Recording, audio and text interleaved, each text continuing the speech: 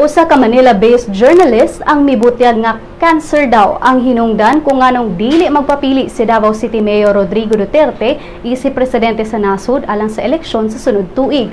Ang maong journalist giila nga si Philip Jr. Lustre.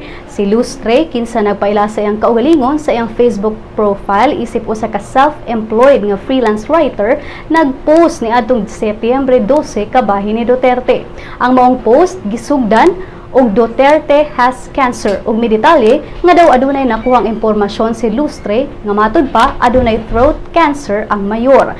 Dugang ni Lustre nga usa daw ka reliable source ang nihatag kaniya sa impormasyon ug ang throat cancer sa mayor mao'y daw hinungdan kung nganong dili mosugot ang pamilya ni Duterte nga modagan kini pagka-presidente sa sunod tuig.